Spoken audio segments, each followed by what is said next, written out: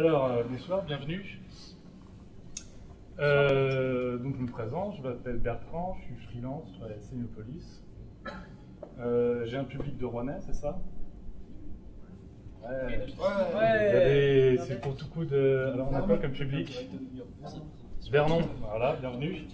On a des développeurs, des intégrateurs. Est-ce qu'il y a des intégrateurs? Des intégrateurs, c'est bien. Des graphistes. Voilà. Donc je vais présenter la grille CSS, donc je suis un peu anxieux parce qu'en fait il peut y avoir beaucoup d'attentes sur la grille CSS. Donc mon choix ça n'était pas de présenter comment fonctionne, enfin je vais présenter un peu comment ça fonctionne, je ne vais pas rentrer dans les détails du fonctionnement de la grille, je ne vais pas rentrer dans la théorie de la grille. L'idée de la conférence c'est plutôt de voir un petit peu la stratégie qu'on peut avoir quand on va choisir une grille CSS, donc les types de grilles, ce qu'on trouve sur le web et qu'est-ce qu'on va choisir, qu'est-ce qu'on peut choisir ou les questions qu'on peut se poser en fonction des cas auxquels on est confronté. Donc ça, c'est le titre. C'est bien. Donc une grille. J'ai mis un petit peu d'herbe. Une grille. On utilise le mot grille en CSS, mais la grille, ça peut être utilisé pour une grille en métal, etc., une grille de jardin. Donc typiquement, c'est quelque chose qui est composé de lignes verticales et de lignes horizontales et qui a un peu des pleins et des vides. Donc là, vous avez un petit peu le plein et puis les vides, enfin la structure qui est autour. Donc on va avoir une définition, enfin on va avoir une grille qui va avoir des rythmes verticaux et des rythmes horizontaux. Donc on peut avoir ce type de grille. Donc là on peut voir à travers le contenu. Alors les différentes grilles CSS, donc sur le marché, il y a certaines qui sont bien connues. On a Twitter, Fondation. Alors Twitter et Fondation ne sont pas connus pour être des grilles, mais plutôt des frameworks CSS. Mais comme on va utiliser ces frameworks CSS, on va utiliser leurs grilles. Alors l'idée de la conf et pourquoi je m'intéresse aux grilles, c'est parce que quand on fait de la CSS et qu'on connaît, on sait que c'est une feuille de style et qu'on a démarré un peu avec CSS Zen Garden, eh bien quand on va utiliser par exemple un framework qui va être composé principalement de boutons, formulaires, tableaux, si on change la feuille graphique, a priori le graphisme va changer. D'accord, les styles vont changer, c'est-à-dire que le fond et la forme sont un peu séparés. Par contre, dès qu'on passe par la grille, c'est-à-dire il y a une feuille CSS qui s'appelle par exemple grille CSS, ou avec des préprocesseurs avec la CSS, et qu'on va utiliser une grille, si on change la grille, si on n'utilise pas les mêmes classes, si on passe d'un framework à un autre, ça ne va pas marcher. Donc on va avoir cette feuille CSS qui va comporter des spécificités. Donc si votre projet dure, alors il peut durer une semaine, hein, c'est variable en fonction du travail qu'on a, mais si au bout de plusieurs années, on doit adapter sa grille, changer les classes alors qu'on a, je sais pas, une dizaine ou une trentaine de templates, ça peut être un petit peu compliqué. Donc, c'est très important, en fonction du site ou du projet que vous allez avoir, de définir des stratégies pour que la grille fasse ce que vous voulez et que, à long terme, si vous voulez changer des choses, vous puissiez le faire. Il ne faut pas se tromper de stratégie. Donc, on verra ça plus tard. Donc là, vous en avez beaucoup sur le marché. Donc, l'histoire un peu, c'est que les grilles, elles sont arrivées en CSS, peut-être des gens en faisaient avant, il y avait un petit peu de théorie avant, mais en tout cas, ça arrivait vers 2012. Et en 2012, on a vu beaucoup de grilles CSS arriver sur le marché. Donc tout le monde faisait sa grille, moi j'ai fait ma propre grille. Je ne l'ai jamais montré, de peur que je mon code. On a un Belge ici, donc il gueule à toutes les choses là. Et qui ont été un peu popularisés en France avec CSS for Design de Bruno Bichet, donc qui a beaucoup communiqué dessus, qui a été beaucoup lu et qui militait pour utiliser les grilles. Donc c'est vrai qu'à l'époque, les frameworks et les grilles étaient un peu naissantes, donc ça permettait de composer les pages plus rapidement. C'est assez récent, donc on n'utilisait pas beaucoup les grilles avant 2012, enfin pour la plupart des gens. Et après, on s'est mis à les utiliser avec l'avènement un petit peu de Twitter Bootstrap et Fondation. Donc c'est quelque chose d'assez compliqué. La problématique, c'est que souvent on utilise ces grilles, on les utilise telles quelles, mais on ne sait pas trop ce qu'il y a derrière. Donc tout le monde a fait un peu sa grille, il y en a beaucoup qui ont disparu, et donc elles ne présentent pas les mêmes types de fonctionnement. Donc vite fait, alors Twitter Bootstrap, c'est Twitter, Fondation, c'est Zurb, CSS Wizardy, c'est Harry Roberts, donc c'est celui qui a fait Inuit CSS, donc ça c'est bien, puis après vous avez d'autres systèmes de grilles, ils ne sont pas tout à fait similaires. Donc la grille, ça sert, comme je vous l'ai dit, à composer une page en respectant des rythmes verticaux et des rythmes, si possible, horizontaux. Donc ce n'est pas toujours le cas. Donc, vérifier des rythmes horizontaux, on n'en parle pas souvent. Là, on va particulièrement parler des rythmes verticaux. C'est souvent parce que les rythmes horizontaux sont gérés par la grille typo, en partie. Donc, qu'est-ce qu'on va trouver comme caractéristique comme ça, dans les CSS, dans les grilles CSS? Donc, les grilles CSS vont être définies par leurs dimensions. Donc, les dimensions au début qu'on utilisait, qui étaient populaires et tout le monde disait qu'il fallait utiliser, c'était 960. Alors, je ne connais pas assez bien l'histoire, mais en fait, ça avait été défini dans un livre par quelqu'un de connu, un graphiste bien connu, par des gens qui étaient bons en graphisme print, parce que ça permet de composer la page avec un nombre d'or, etc., etc. Donc, l'avantage de 960, c'est qu'au niveau des grilles, on va utiliser, par exemple, 12 colonnes, c'est divisible par 12, par 6, par 3, par 4. Donc, c'est facilement divisable. Après, on a eu des grilles un petit peu atypiques. Donc on a eu 978 pixels, donc par 978 GS, donc qui était un peu pour contrebalancer 960. Donc ceci n'est plus en ligne.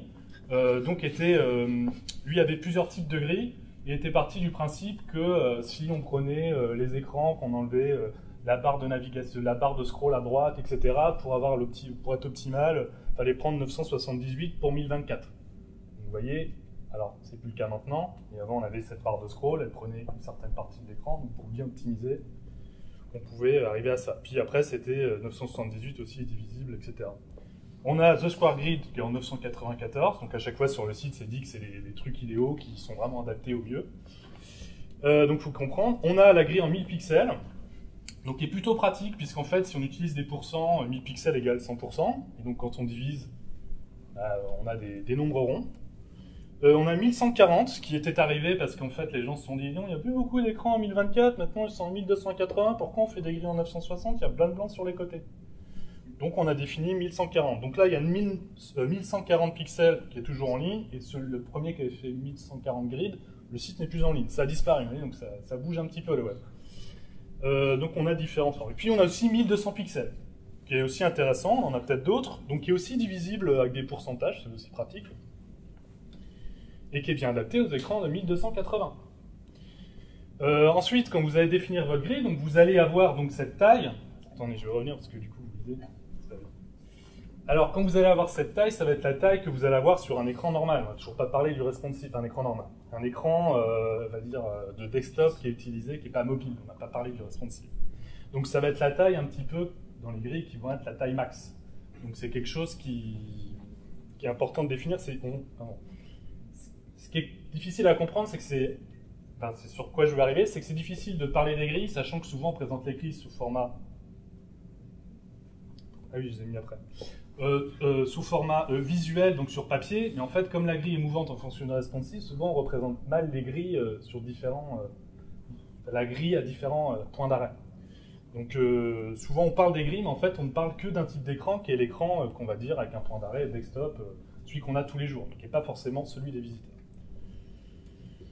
Alors, vous avez des caractéristiques, si vous voulez définir une grille, donc vous allez avoir le nombre de colonnes, donc ça peut être 10, 12, 16, 8, 2, autant que vous voulez, et la valeur de la gouttière.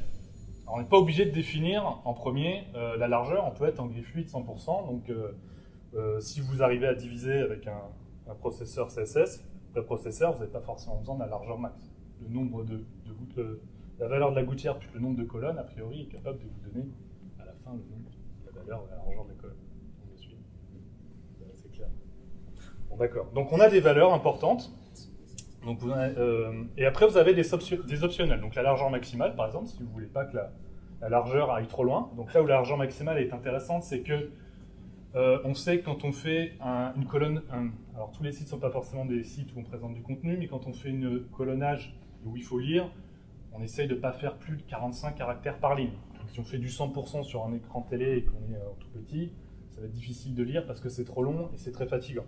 Donc c'est pour ça qu'on limite quand même la taille maximale en fonction du contenu qu'on veut présenter. Donc, vous pouvez définir aussi la largeur des colonnes en fonction de comment est fait votre grille, et vous pouvez aussi définir, j'ai vu ça, un padding intérieur au bloc. Ça va permettre de décaler le texte à l'intérieur si, par exemple, les blocs dans votre grille ont un fond de couleur.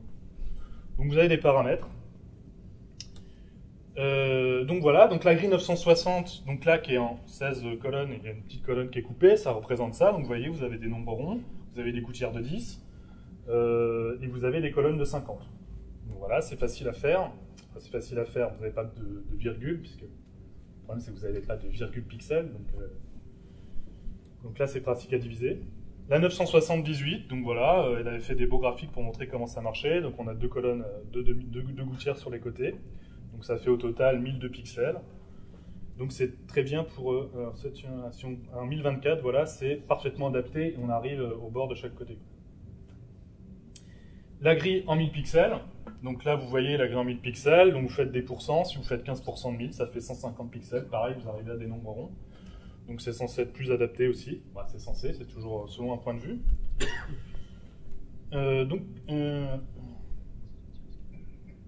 D'accord. Ok, ça c'était pas... Je vais montrer. Et quoi après? D'accord.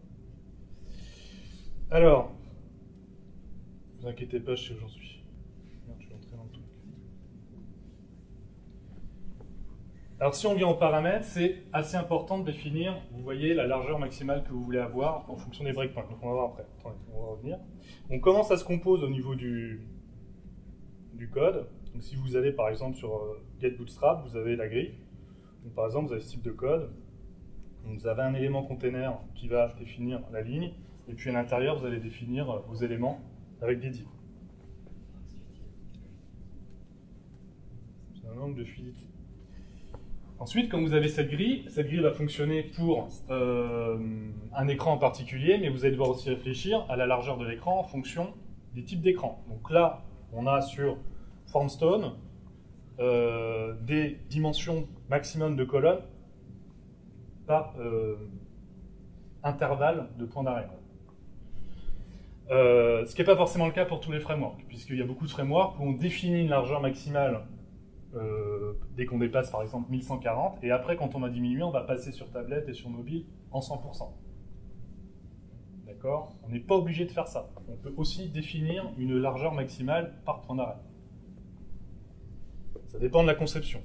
Donc on va avoir, donc là ils définissent XS, donc petits écrans, plus petits que 500 pixels, on ne va pas avoir une colonne qui va dépasser 300 pixels. Et le column count, ça veut dire qu'on n'aura pas plus de 3 colonnes. Il faut rentrer dans le truc, c'est un petit peu compliqué, mais on a un point de définition. Maintenant que vous avez décidé de faire une grille, vous avez bien réfléchi aux paramètres, vous avez deux manières de procéder. Vous allez trouver sur le web deux méthodologies. Alors vous avez la méthodologie avec la grille précalculée, donc vous allez récupérer bootstrap.css par exemple, toujours celui qu'on cite, c'est génial. Vous allez récupérer pas une grille mais plusieurs grilles, une grille par intervalle point d'arrêt. Vous allez récupérer 3 grilles en fait, et puis avec ces 3 grilles, vous allez commencer, alors quand vous utilisez ces grilles-là avec bootstrap.css, vous allez dans votre code, et dans votre code, vous allez mettre les éléments de container, donc les classes qui vont vous permettre de définir la grille. C'était ça en fait que je voulais mettre ici. Je l'ai mis, voilà. Donc vous trouvez ça. Donc vous allez définir votre grille dans le code HTML. C'est ce que tout le monde fait à peu près, et c'est ce que tout le monde fait généralement. Enfin, on commence toujours par faire ça et on fait ça généralement. Sauf qu'on ne va pas forcément se servir de tout. Alors, on ne va pas se servir de tout, c'est-à-dire qu'on va avoir énormément de CSS pour gérer sa grille, et en plus, c'est pas forcément très... Ça rajoute du code dans les gabarits. Donc il y a des gens qui n'aiment pas trop. Donc ça, c'est une manière... Oula.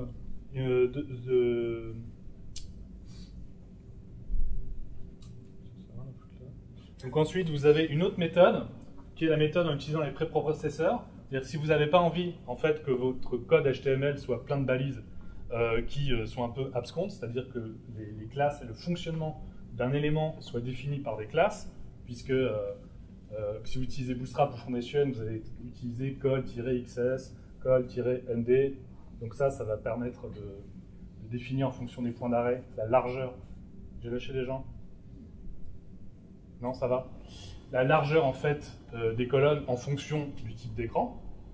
Ça c'est un petit peu pas très bien en termes de propreté du code. Donc Donc c'est mieux d'avoir une classe qui va définir votre bloc et en style, en CSS, d'aller taper, d'aller définir ce code et de générer ce code.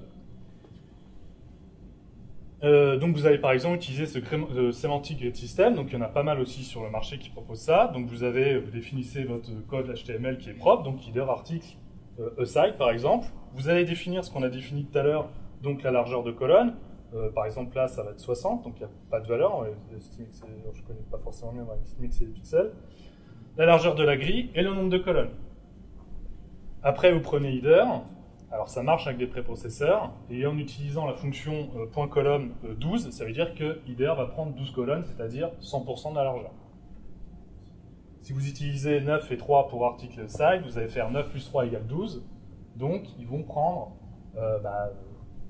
9 colonnes et 3 colonnes. Alors après, il faut faire attention à la mesure d'écart, après il y a une dernière colonne, une première colonne, on va déjà expliquer le fonctionnement. Donc alors on a des avantages et des inconvénients à utiliser tout ça, quoi.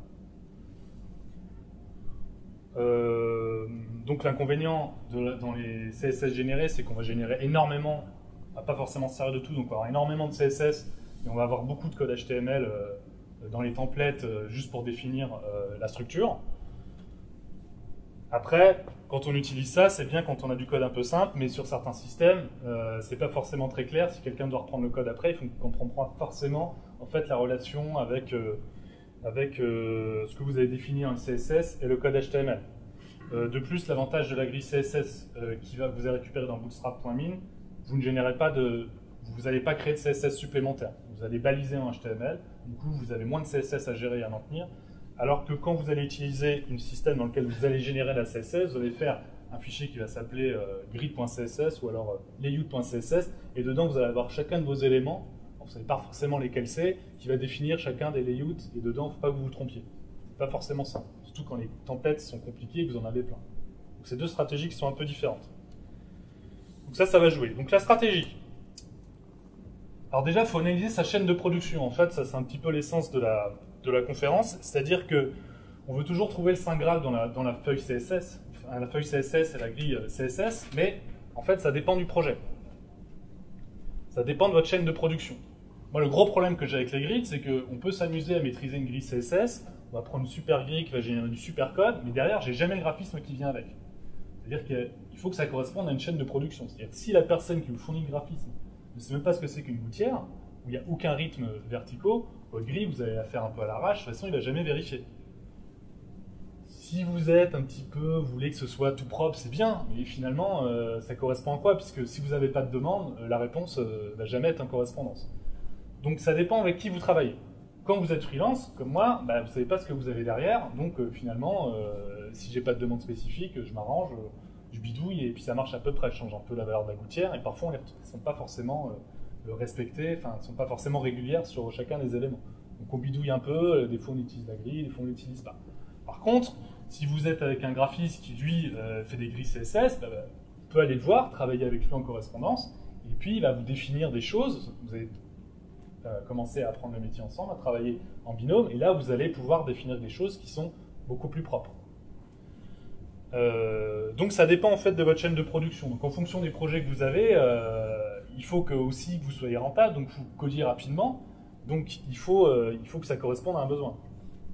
Donc, par exemple, quand vous utilisez les grands acteurs, donc si vous utilisez Twitter Bootstrap, ça va permettre, comme c'est connu et comme il y a une bonne doc et que vous allez vite trouver des ressources, et si vous utilisez la grille que vous avez téléchargée, donc la grille que j'ai appelée précalculée, c'est très pratique. Alors c'est embêtant parce que ça met plein de classes HTML, mais c'est très pratique pour faire du prototypage rapide. On compose sa page, on met ses classes HTML dedans, pouf, on n'a pas créé de CSS, c'est en page, la grille elle marche. Au début ça marche très bien, on fait en une journée, on a créé une page, on récupère des bouts de templates quelque part, il y en a qui existent sur le web, des templates préfaits, hop, on met son portfolio, hop, si ça se trouve le projet ne va pas continuer, c'est rapide. Après, quand ça va commencer, si le projet dure, votre grille ou votre framework, mais on ne va pas en parler, peut-être qu'il ne va pas faire exactement ce que vous voulez. Et puis les templates, avec toutes les classes à l'intérieur, c'est pas forcément bien. Alors, par exemple, moi je travaille avec Drupal, je préfère mettre des classes dans les templates. Parce que Drupal génère plein de classes avec des noms impossibles. Donc Donc si je veux pas avoir plein de noms impossibles dans ma CSS, je sais pas à quoi ça correspond, et que je veux mes templates soient à peu près structurés, qu'on arrive à savoir ce qu'il y a à droite, ce qu'il y a à gauche, retrouver ces petits, je préfère avoir des classes dans les templates.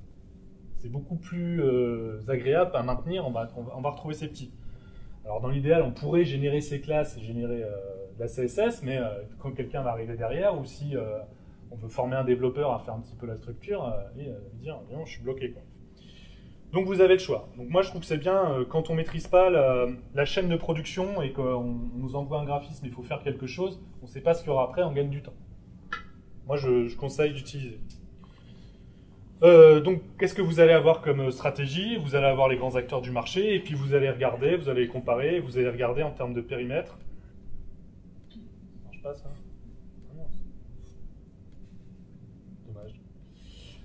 Donc ça, c'est une iframe. Donc à l'intérieur, vous avez un tableau comparatif de 3 frameworks en général, et ils vont vous expliquer un petit peu ce qu'ils ont comme périmètre, ce qu'ils couvrent comme périmètre, ce qu'ils font pas, comment fonctionnent les grilles, quels sont les points d'arrêt, etc., etc.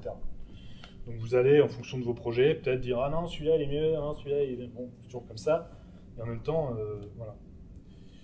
Il faut utiliser l'un ou l'autre. Moi, j'utilise un peu tout, peut-être pas Skeleton. Mais il faut être ouvert.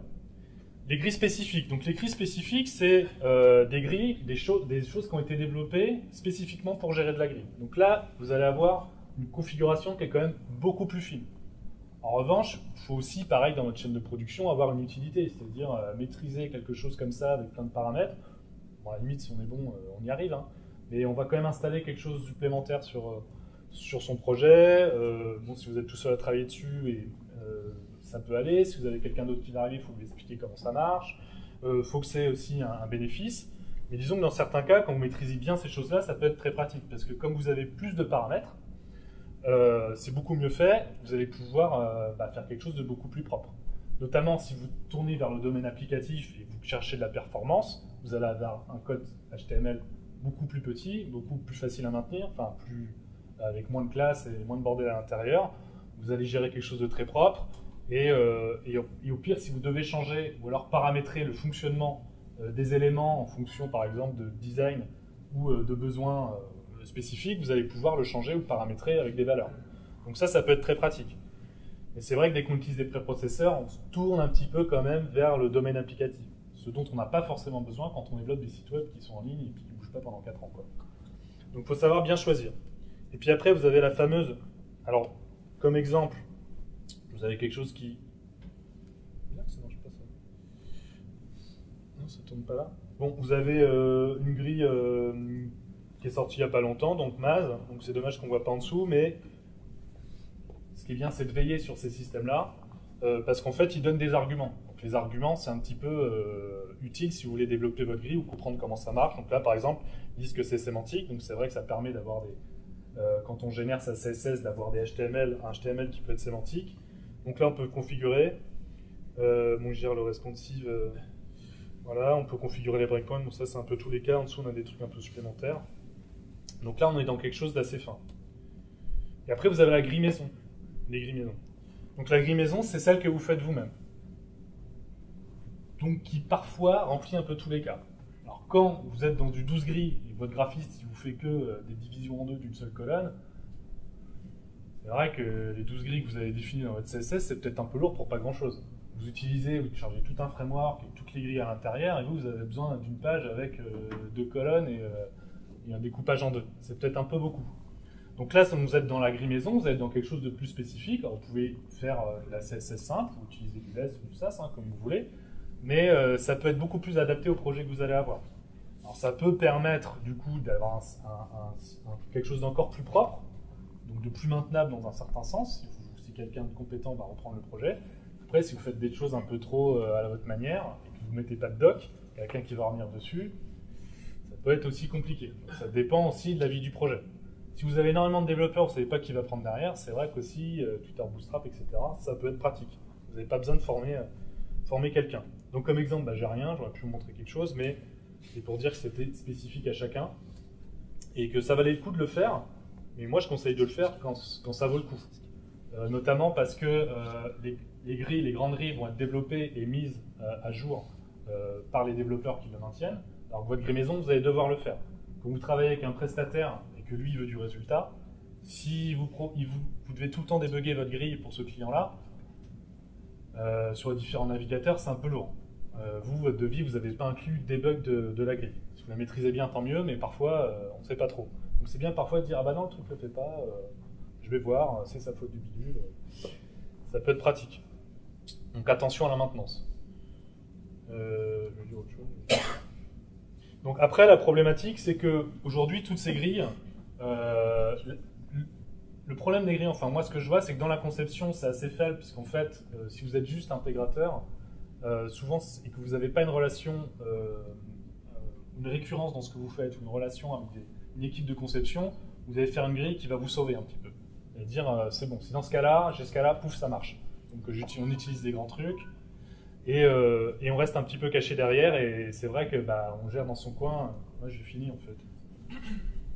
Et on essaye de sauver un petit peu les maps. Après, ce qui est dommage, parce qu'avec donc du coup avec ces grands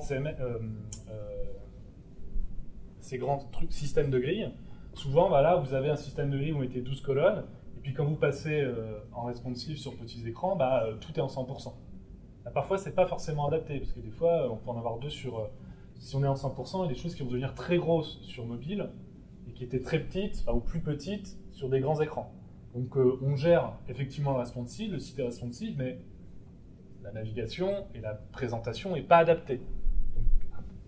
Donc progresser en tant qu'intégrateur au niveau des grilles, c'est quand même avoir une stratégie pour s'améliorer dans la maîtrise du positionnement en fonction de chaque écran. Donc là, il faut établir une stratégie, il faut s'améliorer. Ce qui est bien, du coup, c'est dans certains cas d'utiliser les grandes grilles CSS, donc ça peut être pratique, mais quand même, il faut bien connaître le CSS, s'améliorer un peu en CSS, et après tourner, savoir comment ça marche, tourner vers les choses qui vont permettre de définir un peu plus proprement comment ça va marcher, pour pouvoir un petit peu positionner les éléments de façon beaucoup plus fine. Donc là, en termes de stratégie, donc j'ai fini. Donc ce que je voulais vous dire, c'est que la grille CSS, c'est intéressant, c'est bien, enfin, j'ai vu des gens qui disaient à une conférence, oui, mais Fondation le fait, donc c'est cool, il fait tout, mais si on utilise les grilles CSS sans savoir vraiment comment ça marche, sans avoir une démarche de conception, on va faire quelque chose qui va fonctionner, mais on ne va pas faire quelque chose avec une valeur ajoutée. Si on veut faire quelque chose avec une valeur ajoutée, il faut maîtriser, alors il y en a sur les grands frameworks, on a les systèmes aussi où on peut générer les classes, il faut tourner vers ça pour essayer de bien maîtriser en fait chaque élément et pouvoir savoir comment on va définir sa dimension et le colonnage par type d'écran. Donc là, le mieux, c'est de partir par exemple de 320 toujours, c'est de fonctionner par agrandissement, c'est le mobile first. Donc là, par exemple, il n'a pas fait de colonnage sur le 320, mais on aurait pu montrer comme exemple. Donc il faut raisonner comme ça quand on fait une grille, commencer par le mobile, essayer de positionner les éléments pour mobile, et après faire des grilles en fonction des points d'arrêt. Pour que cette grille soit logique par rapport aux éléments, et positionne les éléments de façon à ce que la navigation soit le mieux adaptée. Donc la stratégie, voilà, elle dépend, l'utilisation des grilles CSS, elle dépend de votre savoir-faire, de votre expérience, des cas auxquels vous êtes confronté, mais avec l'évolution du web tel qu'il va évoluer vers quelque chose de propre et d'adapté pour du responsive design, pour différents types de navigation. Il faut quand même peut-être maîtriser l'utilisation des systèmes de grilles avec des préprocesseurs.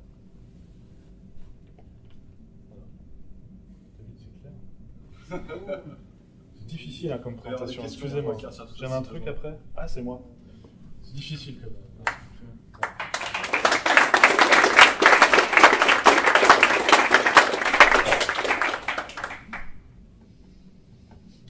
Pas de questions, hein. Tu as parlé des pixels et des pourcentages, tu as parlé des EM. Est-ce que c'est intéressant les grilles en 2 Alors, j'ai dit que je ne parlerais pas du fonctionnement des grilles, parce que j'aurais dû faire encore une demi-heure de plus. Mais donc si j'ai plus travaillé, j'aurais pu inclure un petit peu comme ça. Mais on peut faire des grilles en eux-mêmes. Alors, il faut rentrer dans les détails. Alors, on fait des grilles en pourcent et plein de plusieurs cas. Alors, les grilles en eux-mêmes, c'est bien. Alors, il y a... j'ai lu un truc tout à l'heure. Donc, c'est vrai que si on fait des pourcents, la valeur du pourcent, elle n'est pas forcément la même sur les types d'écran. 1% sur un mobile et 1% sur un grand écran, c'est pas la même. Elle est dépendante de la largeur de l'écran. Donc les EM, eux, dépendent du font size défini par l'utilisateur, qui est par défaut 16 pixels. Donc vous pourrez avoir des grilles ou des gouttières qui vont être plus régulières en fonction des écrans, donc plus correspondre à la taille des polices. Mais t'es emmerdé si t'as... Alors le problème des EM, c'est que c'est relatif à ton bloc, donc il faut bien maîtriser le truc. Mais ça peut marcher, c'est bien. Ouais, les REM, c'est bien aussi. Alors les REM, vu que c'est du route EM, ça marche bien. Ça marche bien pour les grilles, pour les gouttières. C'est comme si tu mettais 20 pixels, mais la dimension va changer en fonction de ton niveau de zoom. En fait, ma question, c'est peut-être pas de discuter des trucs techniques, mais est-ce que tu as vu, toi, des grilles en EM ou en REM qui sont recommandées, que les gens puissent aller voir? En fait, ce que je dis, c'est qu'en fait, j'aurais pu parler en fait de la grille que j'avais fait, qui était une grille mastodonte il y a 2 ans. Donc, elle permettait de gérer vachement de trucs. Donc, il y a 2 ans, on faisait du UE7. Elle gérait tout. Donc, il y a plein de divs. On était obligés. Alors, moi, ma grille, elle gérait des barres de séparation entre les blocs.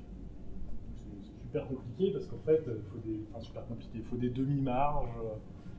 Il faut des trucs intérieurs sur UE7, sinon en fait la marge s'ajoute. En fait, ça sert à rien parce que j'ai eu le cas une fois, du coup je l'ai fait et je l'ai jamais re-eu. Du coup, je me suis fait chier pendant un mois à tout débugger pour plus jamais avoir le cas. Donc ça servait à rien du tout.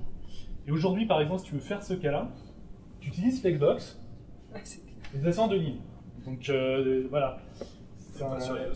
Alors tu peux faire des grilles en EM, tu peux faire des grilles en REM, mais aujourd'hui Flexbox remplit un petit peu fait un peu le boulot, quoi. C'est un peu ça ma réponse. On peut s'y intéresser, hein, c'est hyper bien. Moi j'avais fait un atelier à Paris Web sur les grilles avec différentes valeurs. Il y avait Flexbox déjà à l'époque. Intellectuellement c'est assez intéressant. Par contre c'est vrai qu'aujourd'hui on utilise Flexbox et voilà, c'est calé, c'est des trucs, c'est sur la largeur. On gère en plus l'essence, il n'y a pas de las, il n'y a pas de... T'as du code de ton atelier de Paris Web dans Ouais, oui. Le but, c'est de faire un atelier, c'est-à-dire que les gens rentrent un peu dans le code pour comprendre comment on définit une grille avec certains éléments. Donc voilà, après, il y a différentes valeurs pour gérer la grille. Alors oui, parce que du coup, j'aurais dû dire ça aussi. Par exemple, on a différents aspects. Par exemple, alors moi, je suis quelqu'un de pas vraiment rigoureux, parce que comme j'ai pas la demande, je m'en fous un peu. En gros, si vous faites une grille en pixels et vous utilisez Bootstrap, qui va être défini bien en pixels avec des vraies grilles de 30%, etc. Vous avez donc votre grille comme vous avez vu sur le dessin, ça va être bien fait. Moi j'ai fait une grille avec des pourcents un peu à l'arrache, un peu à l'arrache ça marche, il y a bien mes écarts et tout, etc. Et j'ai trouvé un petit bookmarklet qui permet de superposer ce que j'ai fait avec la grille de Bootstrap, parce que j'utilise Bootstrap et j'ai fait une grille tout seul pour un nombre d'éléments que je voulais, parce que je voulais que ça marche pas pareil. Puis je voulais essayer. La grille, elle colle pas avec le truc, quoi. J'ai essayé avec les pourcents, en fait, les demi-pixels, les machins, le bidule, ça colle pas forcément avec une grille en pixels. Donc alors c'est Steve avec qui j'ai eu la discussion, c'est qu'on peut avoir une optique dans laquelle on est dans du pixel un peu perfect, dans lequel on va avoir bien ses rythmes, etc. Et après on peut avoir une optique, on fait pas du print les gars, on fait du web. Moi mon écran il est pas comme ça, des fois il est un peu comme ça, donc c'est géré un peu à l'arrache, mais au moins c'est disponible dans plein de cas, quoi. Je suis pas limité par mes pixels ou par des choses qui marchent pas, quoi. Enfin qui marchent pas, qui sont pas exactement calé, quoi. C'est calé à l'à peu près, mais au moins c'est toujours le niveau de lecture est toujours bon et les rythmes sont à peu près toujours bons. Donc voilà, après quand on rentre dans ces principes-là de pixels, de pourcents, etc., on n'est pas forcément dans les mêmes degrés de précision parce que les gens régulent quelque chose en pourcent, les gens s'amusent, etc. Donc faut essayer, quoi. Il n'y a pas de règle, mais c'est sûr qu'on n'aura pas forcément toujours la même précision. Depuis le début, là, tu parles de la grille. J'ai eu un souci dernièrement, c'est qu'il a voulu que je gère 2 grilles dans une page, typiquement pour afficher des jours sur la page. La 7, ça rentre jamais dans 12. Du coup, est-ce que tu as des préconisations pour faire ce genre de truc-là 7, ça rentre pas dans 12 que je comprenne bien. Ah, diviser 12 en 7 En 7 Alors on peut discuter des grilles, hein. Alors, par exemple, pour nommer les grilles, il y a 2 méthodes. Il y a la méthode où je compte les colonnes, Donc je dis j'ai 12 colonnes, je mets, alors avec l'ancien Bootstrap c'était ça, maintenant c'est on va dire col 1, on se fait span 1, mais span 1, span 1, span 1, 12 fois. Alors span 3 c'est qu'on se divise par 4, c'est ça? Span 3, span 3, span 3. Et après il y a l'autre façon de faire, qui est ma façon de faire que je préfère, qui est plus logique enfin pour moi, et qui est celle de Harry Robert, c'est de dire je crois qu'il fait ça, oui, c'est divisé en 3. Donc c'est 20%. Quoi. Donc 20%, ça va mieux marcher, on va nommer ces grilles comme ça. Donc si tu veux diviser en 7, bah, tu ferais un élément de grille qui dit, tu rajouteras un élément dans ta grille qui dit je divise en 7. Quoi. Tu serais obligé de... Parce que moi j'ai fait une grille jusqu'à 6, après je faisais rajoute une ligne dans ma grille et ça fait diviser en 7. Quoi. Bon, bref. Je sais pas, je n'ai pas testé, je sais pas si je réponds au truc. En fait, tu es obligé de faire un autre élément de grille qui va être, tu vas nommer un autre truc qui va être le 12 divisé par 7. Quoi. Ouais, ça parce qu'on utilise pour faire une autre grille. Là, il n'utilise pas ça. Ouais. Après, je vais pas regarder le mixing de Foundation, mais dans ce cas-là, tu vas être limité. Ça n'est pas la même logique et tu vas être limité, tu vas devoir te casser la tête et regarder comment ça marche, peut-être rajouter un élément. Et si tu avais une grille maison, tu pourrais dire bah, je divise en 7, tel élément qui s'appelle 1 de 7 ou 1 70e. Puis tu créerais ta ligne et puis ça générerait avec ta librairie cet élément-là et tu créerais tes divs avec ta classe. Quoi. C'est le problème, c'est exactement ce que je montre. À un moment donné, quand tu utilises les grands trucs de CSS, donc c'est pratique parce que tu as ton truc tout fait. Et puis à un moment, quand tu veux faire du particulier, bah peut-être tourner vers du maison petit à petit ou commencer par du maison, ou bien comprendre qu'il y en a un qui est pour faire des prototypages et l'autre... Et si vous faites maison, vous aurez quelque chose de beaucoup plus propre. C'est le même cas avec le JS, PHP, sur les frameworks. Voilà. C'est bon. Si vous avez d'autres questions, on va bientôt entamer la pause. On peut remercier Bertrand.